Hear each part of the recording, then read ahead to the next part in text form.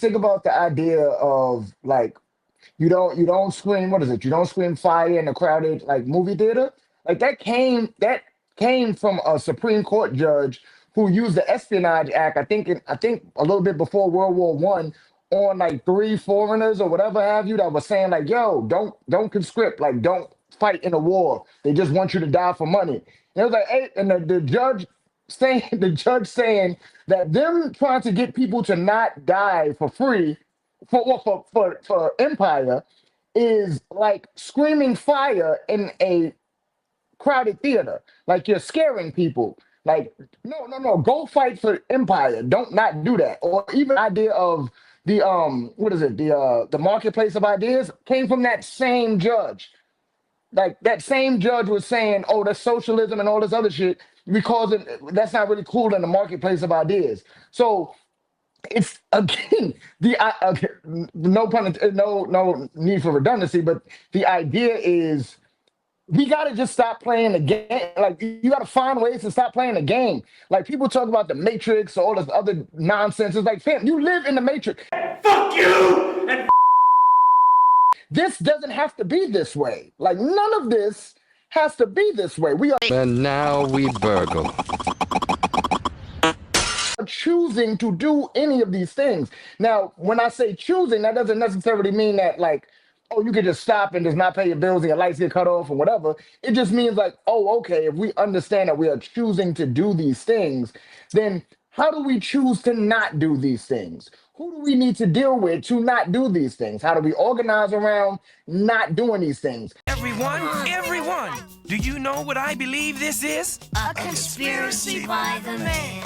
And to Kwame Tore's point, rest in peace to him, he said like, oh no, I hate things. He was like, yo, I deal with things that I hate. Like I've read Mein Kampf.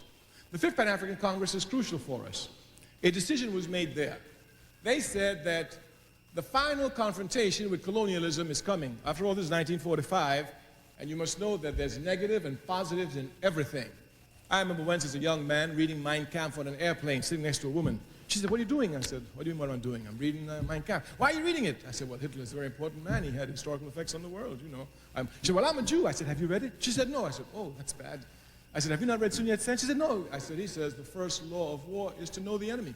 If I were a Jew, I would read everything there is to read on Hitler. Of course. Of course.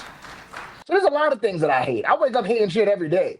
So to do that, you need to understand that, oh, okay, none of this has to be this way. All of this material, the dialectical material, with that we going into barbarism, but I would argue capitalism is already barbarism. Like, it doesn't have to be this way. We are choosing to do that. So understanding that you are choosing to do that then makes you have to question yourself and do some introspection. Like, wait a minute, who the fuck do they think? What? Yeah, but No, I agree that this needs to be clipped, and the headline should be Dre agrees with Kanye. Slavery is a choice. You hear about slavery for 400 years? For 400 years, that sounds like a choice. Like, you was there for 400 years and it's all of y'all? Like, it's like we're mentally in prison. I like the word prison because slavery goes too direct to the idea of blacks. It's like slavery, Holocaust Jews, slavery is blacks. So prison is something that unites us as one race. That's the thumbnail title of the clip right there. Boat, any rap, nigga, free throw, man, down, call her Amber Lambs, tell 'em